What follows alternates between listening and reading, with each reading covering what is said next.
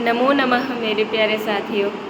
आज मैं आप लोगों के सामने श्रीमद् भागवत महापुराण के अष्टम स्कंद का अंतिम अध्याय लेकर आई हूँ और वो चतुर्विंशति अध्याय है, अर्थात 24वां अध्याय है, जिस अध्याय में भगवान के मत्स्य अवतार की कथा बताई गई है।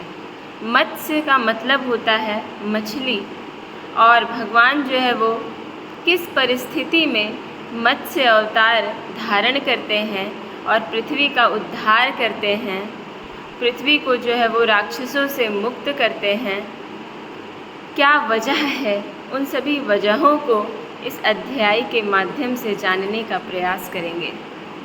आपको मैं बता देना चाहती हूँ कि इससे पूर्व के जो अध्याय थे, बलि का बंधन से छूटकर सुतल लोक को जाना, काफ़ी अध्याय जो है वो हम लोग राजा बलि से संबंधित देखें कि किस प्रकार से राजा बलि को स्वर्ग लोक की प्राप्ति होती है, और स्वर्ग लोक प्राप्त होने के पश्चात राजा बलि धन के मद में कैसे चूर हो जाते हैं। सिर्फ राजा बलि ही नहीं, राजा बलि से संबंधित जितने भी उनके सेना दल थे, वो सभी मद में मस्त थे, क्योंकि जब इंसान को अचानक से बहुत अधिक धन की प्राप्ति हो जाती है, ऐश्वर्य संपन्न हो जाता है, तो उसको जो है वो आम आदमी समझ में नहीं आने लग जाता है। इसी चीज़ को दूर करने के लिए भगवान विष्णु जो है वो वामन अवतार धारण करते हैं, और वामन अवतार धारण करने के पश्चात इनको जो है वो सही ठिकाने पे लाते हैं। एक बात मैं आपको बता देना चाहती हूँ मेरे प्यारे मित्रों, जब भगवान आपको ऊंचे स्तर पर ले जा सकते हैं, तो आप ये चीज़ भी अवश्य ध्यान रखें कि आपको नीचे स्तर पे गिरा भी सकते हैं। ठीक वैसे ही दैत्यराज बलि के साथ हुआ। दैत्यराज बलि को भगवान विष्णु उच्च पद में स्वर्ग लोक की प्राप्ति तो करा दिए थे, लेकिन इसको इतना घमंड हो गया था कि देवों को ये सताने लग गया था, और देवों को सताने के कारण भगवान विष्णु को बहुत दुख हुआ, क्योंकि कहीं ना कहीं दैत्यों से ज़्यादा अच्छा देवता लोगों का कर्म धर्म रहता था, तो बहुत दुख हुआ। इस दुख को दूर करने के लिए भगवान विष्णु ने वामन अवतार ग्रहण किया था, और भिक्षा के रूप में 3 पग भूमि मांगी थी, और 3 पग भूमि मांगने पे 2 पग में ही संपूर्ण ब्रह्मांड को उन्होंने नाप दिया था, और तीसरा पग जो है वो राजा बलि नहीं दे पाए। उस समय उनका घमंड चूर हो गया कि मैं तीसरा पग दे नहीं पाया। इसके लिए जो है वो भगवान विष्णु उनको जो है वरुण पास में बांध लेते हैं कि तुम जो अपना कमिटमेंट किए हो, उस कमिटमेंट पे तुम तो खड़े नहीं उतर पाए। इस क्रोध में आके भगवान वामन जो है वो उनको वरुण पाश, यानी कि वरुण नामक एक रस्सी है, उससे उनको बांध लेते हैं।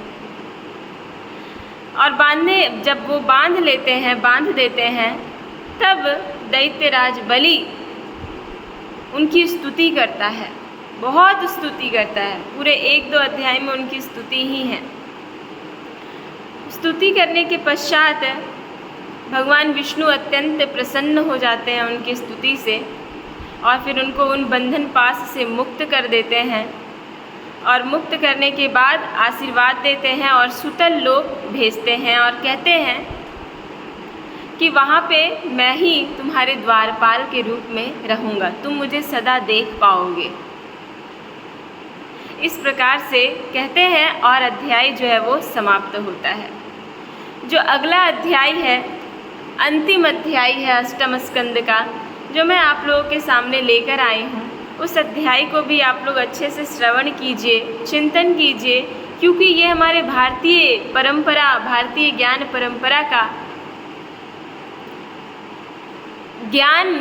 भारतीय ज्ञान परंपरा का जो ज्ञान है, उस ज्ञान में एक अंश के रूप में विद्यमान है। इसलिए मेरे प्यारे मित्रों, आप लोगों से विनम्र निवेदन है कि अध्याय को जब भी सुनना प्रारंभ करते हैं तो अंत तक अवश्य सुनिए, और लोगों को भी सुनाइए, लोगों तक पहुंचाइए, ताकि आप भी इस ज्ञान रूपी गंगा में गोता लगा सके, ऐसा मैं कह रही हूँ। चलिए। राजा परीक्षित कहते हैं भगवान से, क्या कहते हैं कि भगवान के कर्म बड़े अद्भुत हैं। राजा परीक्षित जो है वो शुकदेव भगवान से कहते हैं कि भगवान के जो कर्म हैं वो बहुत ही अद्भुत है। उन्होंने एक बार अपनी योग माया से मत्स्य अवतार धारण करके बड़ी सुंदर लीला की थी। कभी सुना होगा इन्होंने कथा, थोड़ी बहुत चर्चाएं सुनी होगी मत्स्य अवतार के बारे में। तो वही ये कह रहे हैं राजा परीक्षित कि योग माया से मत्स्य अवतार धारण करके बड़ी सुंदर लीला की थी। मैं उनके उसी आदि अवतार की कथा सुनना चाहता हूँ। मेरे प्यारे मित्रों, आदि से तात्पर्य है प्रारंभ। उनका जो सबसे प्रारंभिक अवतार था वो मत्स्य अवतार था। भगवान मत्स्य योनि एक तो यूं ही लोक निंदित है। मत्स्य योनि जो है वो लोक में, इस संसार में निंदित योनि में आता है। लोग उससे घृणा करते हैं। कई लोग तो उस योनि में जाना नहीं चाहते। कई लोग तो उसको खाना पसंद नहीं करते, देखना पसंद नहीं करते, है ना। दूसरा जो मत्स्य योनि है वो तमोगुणी भी है। मतलब तमोगुणी मतलब कहने का मतलब कि मूढ़ता उसमें बहुत अधिक है, निद्रासन में सदैव रहता है। जिस जीव में तमोगुणी की प्रबलता हो जाती है उन जीवों में जो है वो आप देखिएगा जड़ता बहुत अधिक आ जाता है। निद्रासन में वो रहते हैं, मूढ़ जैसा करते हैं, उनकी बुद्धि तीव्र नहीं होती है। इस प्रकार के लक्षण जिस जीव में दिखाई देगा आप समझ जाइएगा कि उनमें तमोगुण प्रबल हो चुका है। तो जो मत्स्य है उसमें तमोगुणी की प्रबलता रहती ही रहती है। तो वही कह रहे हैं कि एक तो इस संसार में लोक निंदित, इस संसार में जो मत्स्य योनि है वो लोक निंदित है, और दूसरे तमोगुणी भी है वो, और तीसरा क्या है, असह्य परतंत्रता से युक्त भी है। मतलब दूसरे पे अधीन भी है ना। ये अपने से कुछ भी नहीं कर सकता है, दूसरे पे ही टिका रहता है।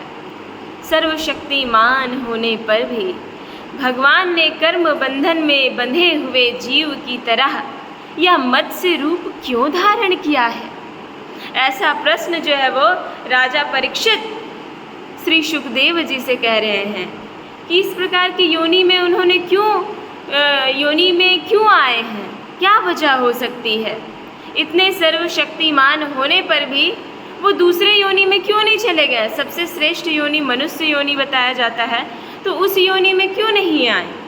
वो मत्स्य योनि में ही क्यों आए? ऐसा प्रश्न जो है वो राजा परीक्षित के मन में चल रहा था, और उन्होंने पूछा भी। किससे? तो श्री शुकदेव जी से।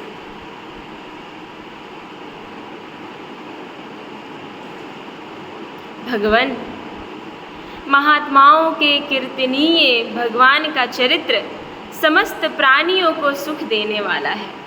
ये बात तो बिल्कुल सत्य है कि ये जो भगवान की लीला है, ये लीला को जो कोई भी मनुष्य सुने उसको अवश्य ही सुख मिलता है।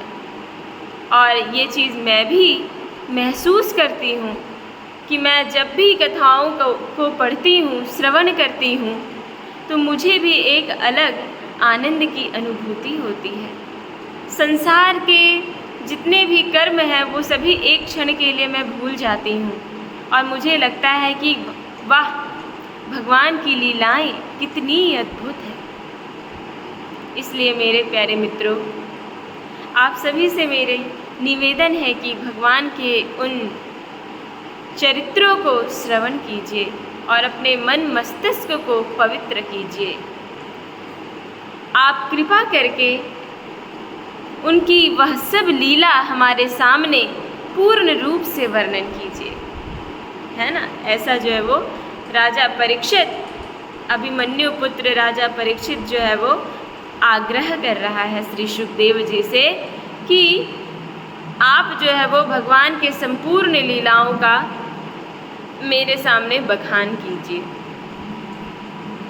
सूत जी कहते हैं यहाँ पे शौनक आदि ऋषियों से, क्या कहते हैं? शौनक आदि ऋषियों, जब राजा परीक्षित ने भगवान श्री सुखदेव जी से यह प्रश्न किया, तब उन्होंने विष्णु भगवान का वह चरित्र जो उन्होंने मत्स्य अवतार धारण करके किया था वर्णन किया, है ना। और श्री सुखदेव जी कहते हैं राजा परीक्षित से, यो तो भगवान सबके एकमात्र प्रभु हैं। भगवान जो है वो सबके ही एकमात्र प्रभु हैं, फिर भी वे गौ, ब्राह्मण, देवता, साधु, वेद, धर्म और अर्थ की रक्षा के लिए शरीर धारण किया करते हैं। किनकी रक्षा के लिए? तो इस मनुष्य जन्म में, इस संसार में कभी लोग गौ की हत्या कर देते हैं, कभी ब्राह्मण की हत्या कर देते हैं, कभी देवताओं पर अत्याचार मचाते हैं, साधुओं की निंदा करते हैं, वेद को बहिष्कृत करते हैं, तिरस्कृत करते हैं, धर्म की रक्षा नहीं करते हैं, अर्थ की भी रक्षा नहीं करते हैं। तब वैसे स्थिति में भगवान जो है वो अवतार ग्रहण करते हैं, अवतार धारण करते हैं। वे सर्वशक्तिमान प्रभु वायु की तरह नीचे, ऊंचे, छोटे, बड़े सभी प्राणियों में अंतर्यामी रूप से लीला करते रहते हैं।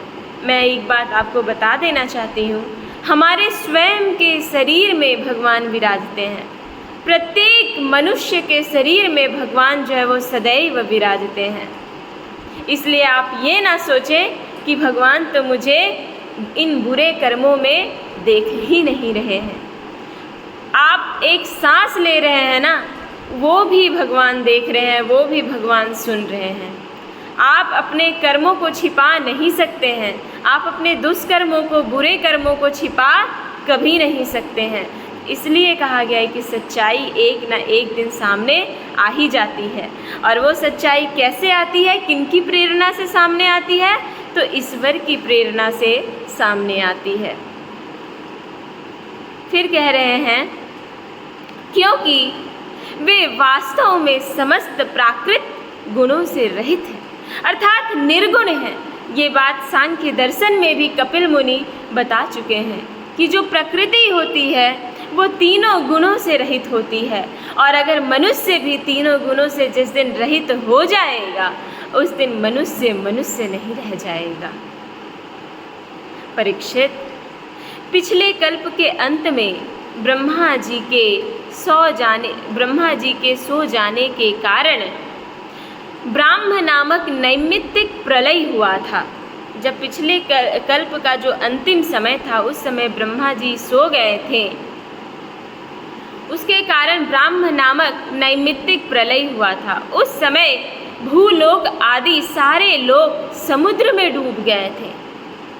जितने भी थे भूलोक, अतल, वितल, सुतल, तलातल, रसातल, है ना, जितने भी नीचे 7 लोग और ऊपर में 7 लोग, वो सातों लोग, 14 लोग जो है वो समुद्र में डूब गए थे। कब? जब ब्रह्मा जी शयन कर रहे थे, है ना। प्रलय काल आ जाने के कारण ब्रह्मा जी को नींद आ रही थी। जब प्रलय काल आ गया था, जब भी प्रलय काल आता है तब ब्रह्मा जी जो है वो शयन करते हैं। और ठीक वही बात हुई कि ब्रह्मा जी जो है वो शयन करने लग गए। प्रलय काल आ गया, वे सोना चाह रहे थे। उसी समय वेद उनके मुख से निकल पड़े। जब वो शयन कर रहे थे, उसी दौरान जो है वो चारों वेद, संपूर्ण वेद जो है वो उनके मुख से निकल पड़े। और उनके पास ही रहने वाले हयग्रीव नामक बलशाली दैत्य ने उन्हें योग बल से चुरा लिया। आपको मैं बता देना चाहती हूँ, जो दैत्य लोग होते थे वो कभी नहीं चाहते थे कि देवों का भला हो, कभी नहीं चाहते थे कि इनका उद्धार हो। वो हमेशा यही चाहते थे कि हम इनसे श्रेष्ठ रहें। इसलिए जो हयग्रीव नामक दैत्य था, वो क्या किया, जैसे ही ब्रह्मा जी के मुख से वेद निकला, वैसे ही वो क्या किया, चुरा लिया अपने योग बल से, अपने योग माया से। समझ रहे हैं ना। फिर क्या हुआ, इसलिए उन्होंने मत्स्य अवतार ग्रहण किया। अब क्यों ग्रहण किया, ये बात आपको पता चल गई होगी। परीक्षित, उस समय सत्यव्रत नाम के एक बड़े उदार एवं भागवत पारायण राजर्षि केवल जल पीकर तपस्या कर रहे थे। वही सत्यव्रत वर्तमान महाकल्प में विवस्वान के पुत्र श्राद्ध देव के नाम से विख्यात हुए और उन्हें भगवान ने वैवस्वत मनु बना दिया। एक दिन वे राजर्षि कृतमाला नदी में जल से तर्पण कर रहे थे।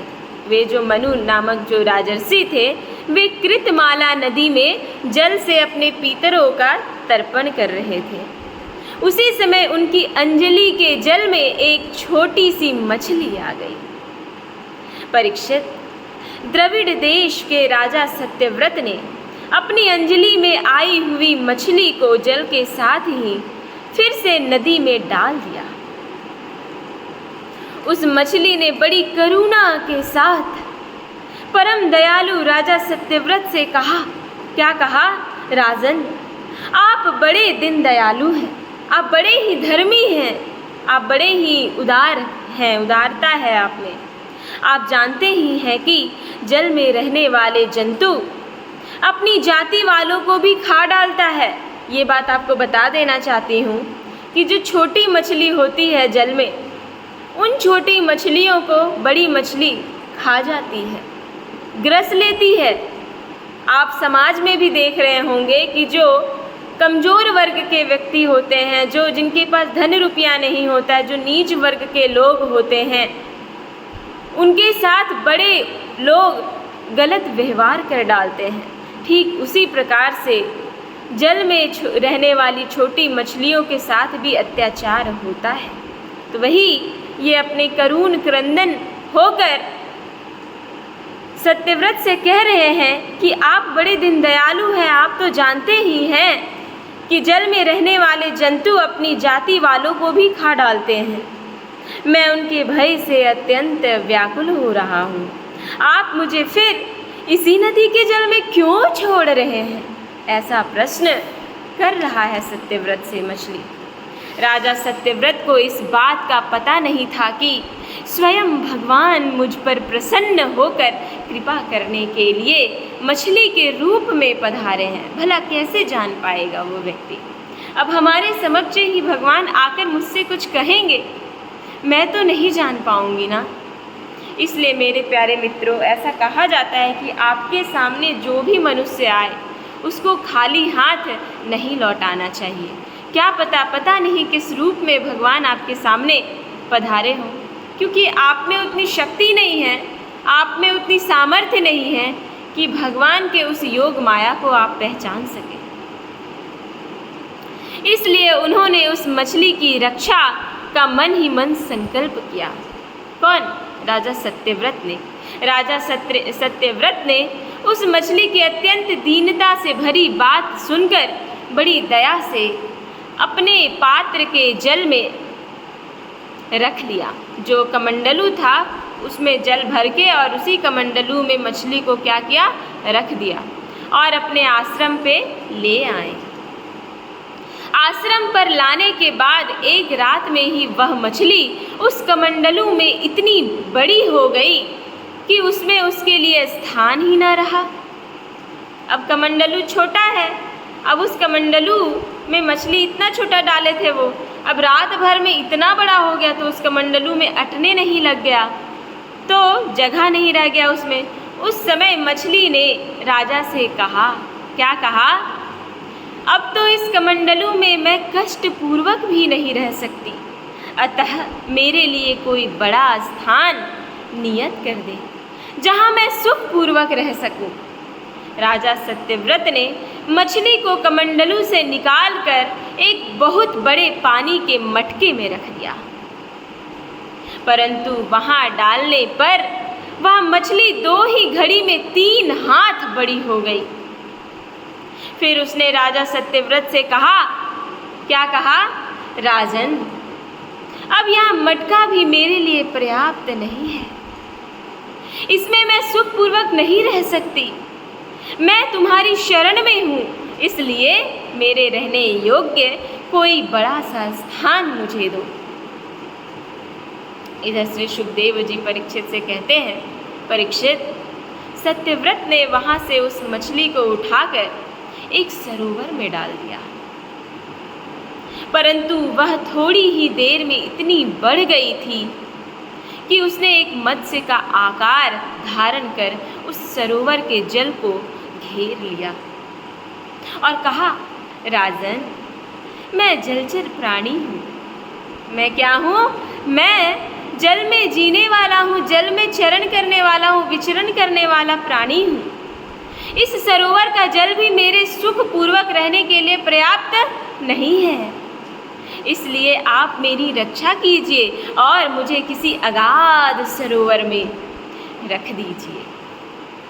मत्स्य भगवान के इस प्रकार कहने पर वे एक एक करके उन्हें कई अटूट जल वाले सरोवर में ले गए, परंतु जितना बड़ा सरोवर होता उतने ही बड़े वे बन जाते। अंत में उन्होंने उन लीला मत्स्य को समुद्र में छोड़ दिया। समुद्र में डालते समय मत्स्य भगवान ने सत्यव्रत से कहा, क्या कहा? वीर, समुद्र में बड़े बड़े बलि मगर आदि रहते हैं, वे मुझे खा जाएंगे, इसलिए आप मुझे समुद्र के जल में मत डालिए। ऐसा जो है वो मछली कह रही है। मत्स्य भगवान की यह मधुर वाणी सुनकर राजा सत्यव्रत मोह मुग्ध सा हो गए। उन्होंने कहा, क्या कहा? मत्स्य का रूप धारण करके मुझे मोहित करने वाले आप कौन हैं? इतने देर के बाद राजा को समझ में आया कि आखिर ये कोई नॉर्मल जीव नहीं है, ये कोई अद्भुत प्राणी है, ये कोई विचित्र प्राणी है, ठीक है, जो मत्स्य का रूप धारण करके हमारे पास आए हैं। तो वही कह रहे हैं कि आप कौन हैं बताइए। आपने एक ही दिन में 400 कोस के विस्तार का सरोवर घेर लिया। आज तक ऐसी शक्ति रखने वाला जलचर जीव तो न मैंने कभी देखा था और ना ही कभी मैंने सुना था।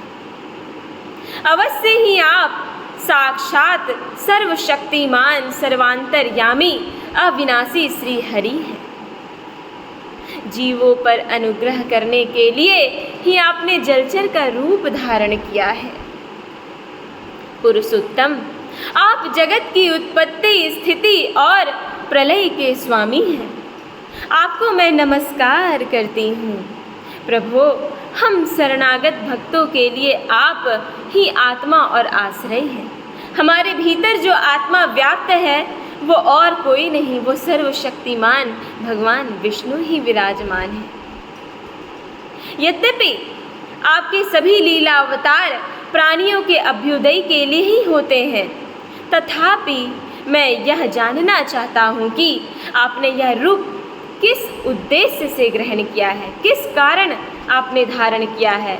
कमल नयन प्रभु, जैसे देह आदि अनात्म पदार्थों में अपनेपन का अभिमान करने वाले संसारी पुरुषों का आश्रय व्यर्थ होता है, उस प्रकार आपके चरणों की शरण तो व्यर्थ हो नहीं सकती, क्योंकि आप सबके अहेतुक प्रेमी, परम प्रियतम और आत्मा हैं।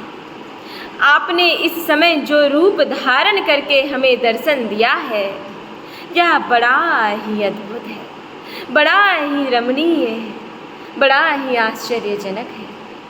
श्री सुखदेव जी कहते हैं राजा परीक्षित से, क्या कहते हैं? परीक्षित, भगवान अपने अनन्य प्रेमी भक्तों पर अत्यंत प्रेम करते हैं। जो मनुष्य भगवान से अत्यंत प्रेम करता है, जो मनुष्य भगवान से हर समय मधुर वाणी में वार्तालाप करता है, भगवान कहने का मतलब जो हमारे आस पास में विचर रहे प्राणी हैं, उन प्राणियों के भीतर भी भगवान ही विराजमान हैं।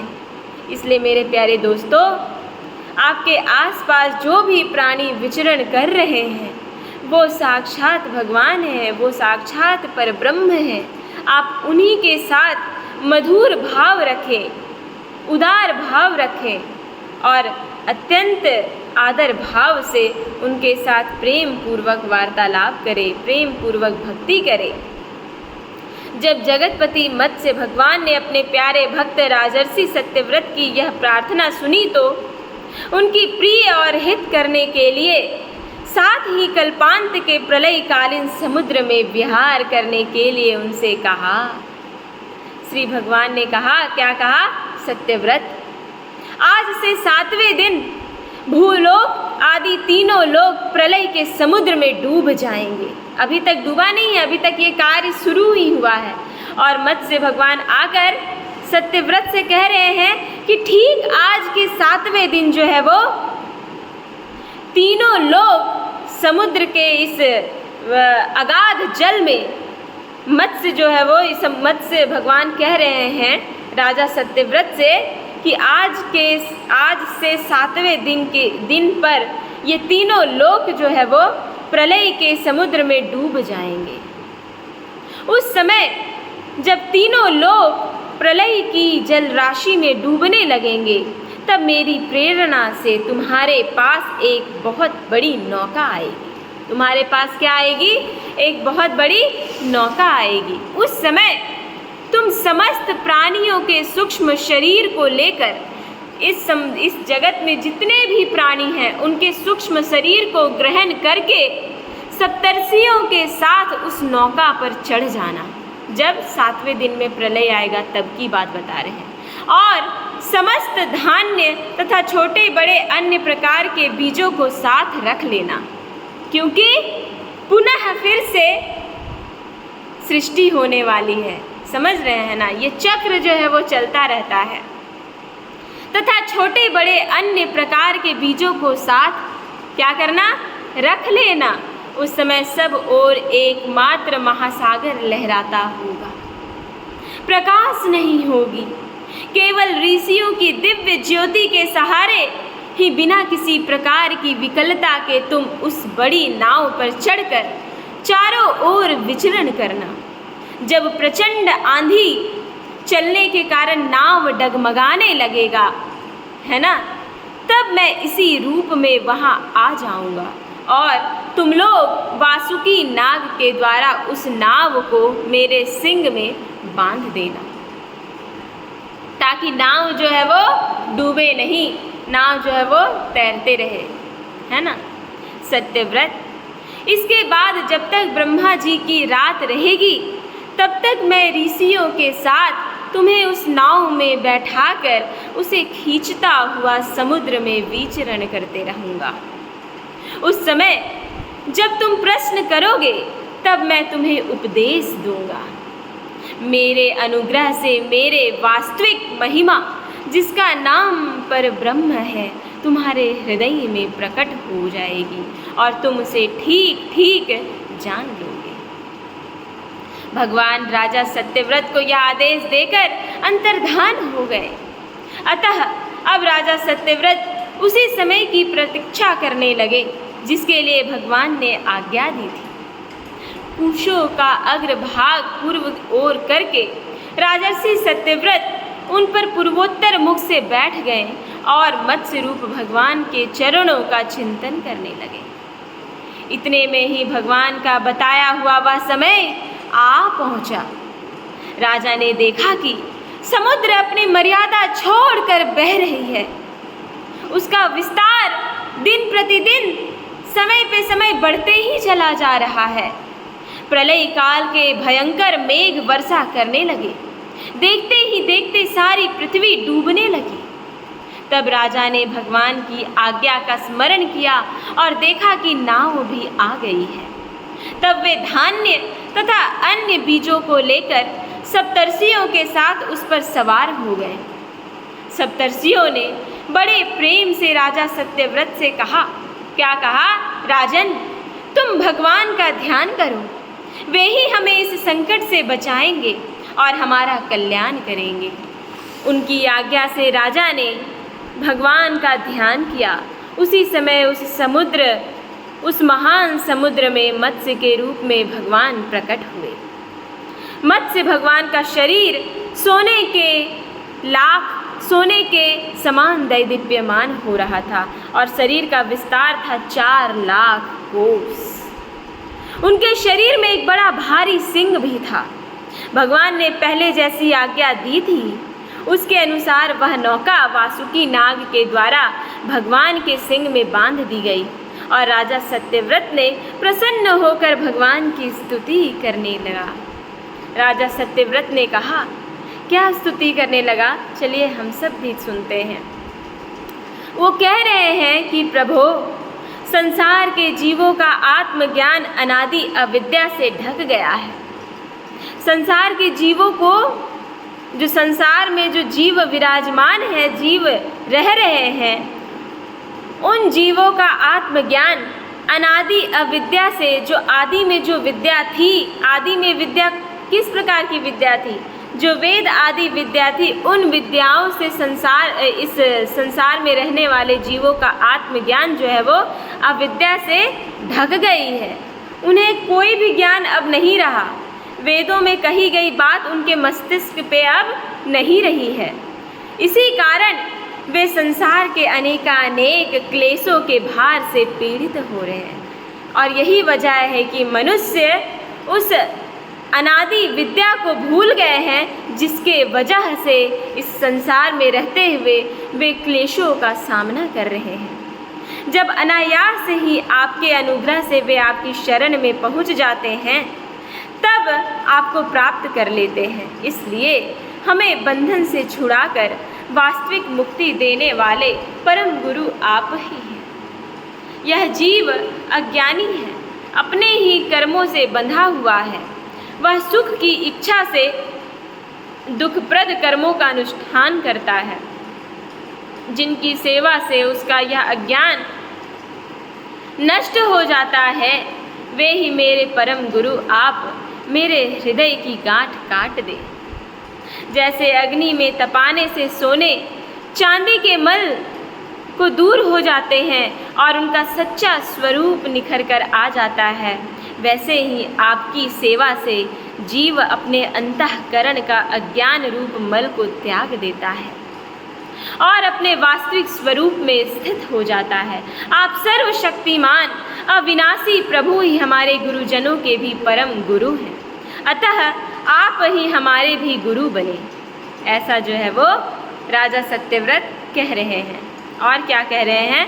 जितने भी देवता, गुरु और संसार के दूसरे जीव हैं, वे सब यदि स्वतंत्र रूप से एक साथ मिलकर भी कृपा करें, तो आपकी कृपा के 10,000वें अंश के अंश की भी बराबर नहीं कर सकते। प्रभु, आप ही सर्वशक्तिमान, मैं आपकी शरण ग्रहण करना चाहता हूँ। जैसे कोई अंधा अंधे को ही अपना पथ प्रदर्शक बना ले, वैसे ही अज्ञानी जीव अज्ञानी को ही अपना गुरु बनाते हैं। आप सूर्य के समान स्वयं प्रकाश और समस्त इंद्रियों के प्रेरक हैं। हम आत्म तत्व के जिज्ञासु आपके ही गुरु के रूप में वर्ण करते हैं। अज्ञानी मनुष्य अज्ञानियों को जिस ज्ञान का उपदेश करता है, वह तो अज्ञान ही है। उसके द्वारा संसार रूप घोर अंधकार की अधिकाधिक प्राप्ति होती है, परंतु आप तो उस अविनाशी और अमोघ ज्ञान का उपदेश करते हैं, जिससे मनुष्य अनायास ही अर्थात तुरंत ही अपने वास्तविक स्वरूप को प्राप्त कर लेता है। आप सारे लोक के सुहृद प्रियतम ईश्वर और आत्मा हैं। गुरु, उसके द्वारा प्राप्त होने वाला ज्ञान और अभिष्ट की सिद्धि भी आपका ही स्वरूप है।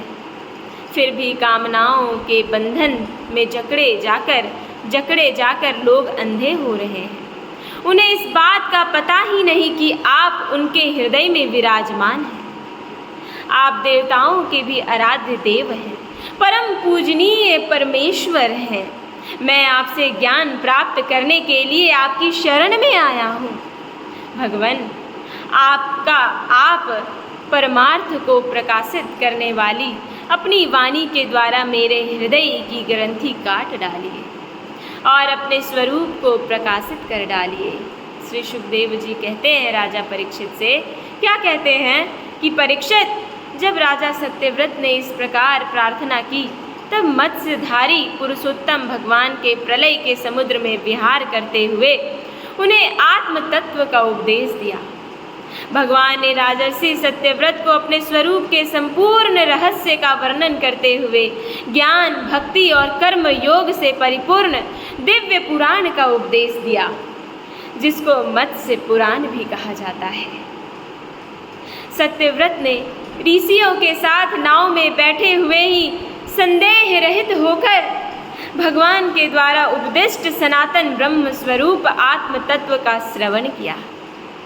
इसके बाद जब पिछले प्रलय का अंत हो गया और ब्रह्मा जी की नींद टूटी, तब भगवान ने हयग्रीव असुर को मारकर उससे वेद छीन लिए और ब्रह्मा जी को दे दिए। भगवान की कृपा से राजा सत्यव्रत ज्ञान और विज्ञान से संयुक्त होकर इस कल्प में वैवस्वत मनु हुए। अपनी योग माया से मत्स्य रूप धारण करने वाले भगवान विष्णु और राजर्षि सत्यव्रत का यह संवाद एवं श्रेष्ठ आख्यान सुनकर मनुष्य सभी प्रकार से, सब प्रकार के कर्मों से, सब प्रकार के दुष्कर्मों से, सभी प्रकार के पापों से मुक्त हो जाता है। जो मनुष्य भगवान के इस अवतार का प्रतिदिन कीर्तन करता है, उसके सारे संकल्प सिद्ध हो जाते हैं और उसे परम गति की प्राप्ति होती है। प्रलयकालीन समुद्र में जब ब्रह्मा जी सो गए, उनकी सृष्टि शक्ति लुप्त हो चुकी थी। उस समय उनके मुख से निकली हुई श्रुतियों को चुराकर हयग्रीव दैत्य पाताल में लेके गया था। भगवान ने उसे मारकर वे श्रुतियाँ ब्रह्मा जी को लौटा दी एवं सत्यव्रत तथा सप्तर्षियों को ब्रह्म तत्व का उपदेश किया। उन समस्त जगत के परम कारण लीला मत्स्य भगवान को मैं बारंबार नमस्कार करती हूँ। मेरे प्यारे मित्रों, मैं जो आज आप लोगों के सामने कथा रखी हूँ, ये एक ऐसी कथा है जो मन को क्षुब्ध कर देने वाली है, मन को विह्वलता पूर्ण कर देने वाली है कि भगवान हमारे प्रति कितने दयालु बनकर रहते हैं और हम उन्हें तभी याद करते हैं जब हम सब दुखों का सामना करते हैं। ऐसे तो हम भगवान को कभी याद नहीं करते।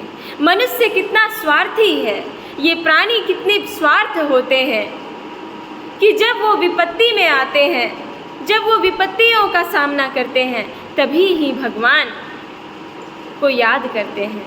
लेकिन मेरे प्यारे मित्रों, आपको ये चीज़ सदैव स्मरण होनी चाहिए कि भगवान आपके प्रति सदा सर्वदा सोच रहे होते हैं, आपके कल्याण के बारे में हमेशा ध्यान रख रहे होते हैं। इसलिए आप सभी से मेरी विनम्र प्रार्थना है कि आप सभी इनका कीर्तन, इनकी लीलाओं का गान, इनकी यशों का गान करते रहें और करवाते रहें अपने घरों में। आज से ये चीज़ संकल्प करें कि हम भी अपने घर में इन ग्रंथों का निवास रखें, इन ग्रंथों को रखें और प्रतिदिन हर रोज़ इन ग्रंथों का पाठ करें, जिससे इस समस्त संसार के मोह माया से आप हट सके, कट सके। मेरे प्यारे मित्रों, आप लोगों ने मुझे इतने धैर्यपूर्वक सुना, उसके लिए बहुत बहुत धन्यवाद। नमस्कार। आपको कथा अगर थोड़ी भी पसंद आई हो तो आप ज़रूर लोगों तक ये बातें पहुँचाएँ। नमो नमः। नमः संस्कृताय। ओम नमो भगवते वासुदेवाय नमः। ओम।